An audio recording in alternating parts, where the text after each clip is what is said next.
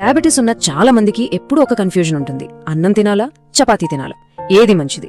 ఈరోజు ఈ ప్రశ్నకు సమాధానం వెతుకుదాం. అవును, ఇదే మన ప్రశ్న. ఒక కప్పు అన్నమా లేక ఒక చపాతీనా? డయాబెటీస్ ఉన్నవాళ్లకు ఏది సరైనది? ఇది చాలా మందిని ఇబ్బంది పెట్టే ప్రశ్న కదూ.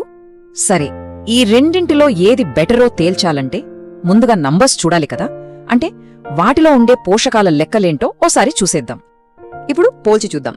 మన పోటీలో ఉన్నవి రెండే రెండు. ఒకటి ఒక కప్పు అన్నం, అంటే సుమారుగా మన గుప్పెడంత అన్నం అనుకోండి. రెండోది ఒక చపాతీ.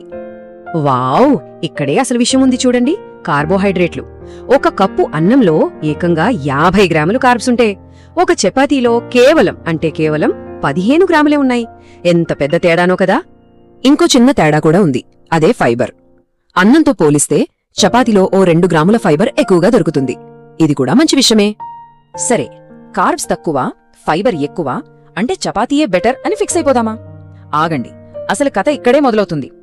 ఈ నంబర్స్ కంటే కూడా చాలా ముఖ్యమైన విషయం ఒకటుంది. ఏంటది? అన్నం తిన్నా, చపాతీ తిన్నా, అసలు విషయమేంటంటే మనం ఎంత తింటున్నాం అన్నదే. అవును, ఇది చాలా సింపుల్గా అనిపించొచ్చు, కానీ మొత్తం చర్చను మార్చేసే పాయింట్ ఇదే. ఏం తింటున్నాం కాదు, ఎంత తింటున్నాం అన్నదే ముఖ్యం. అంటే చూడండి, అసలు ప్రశ్న ఏది తినాలి అని కాదు, ఎంత తినాలి అని. మన ఫోకస్ అంతా ఫుడ్ మీద నుంచి పోర్షన్ సైజ్ మీదకు మారాలి. అదే ఇక్కడ మనం నేర్చుకోవాల్సిన అసలు పాఠం. సరే, థియరీ బానే ఉంది, కానీ ప్రాక్టికల్గా ఏం చేయాలి? ఈ క్వాంటిటీ విషయాన్ని మన రోజువారీ అలవాట్లలోకి ఎలా తీసుకురావాలి? దాని గురించి ఇప్పుడు చూద్దాం. ఒక్కసారి మన అలవాట్లను గమనిద్దాం. చపాతీలు తినేటప్పుడు ఏం చేస్తాం? 1, 2 అని లెక్క పెట్టుకొని తింటాం కదా. కాని అన్నం దగ్గరకొచ్చేసరికి ప్లేట్ నిండా పెట్టుకుని ఇంకా కావాలంటే మళ్ళీ వేసుకుంటాం. అక్కడ లెక్కనేది ఉండదు. అసలు సమస్య ఇక్కడే మొదలవుతుంది. కాబట్టి సింపుల్గా చెప్పాలంటే రాత్రి భోజనానికి 2 చపాతీలు చాలు. ఇది చాలా ప్రాక్టికల్ సలహా, పాటించడానికి కూడా చాలా సులువు.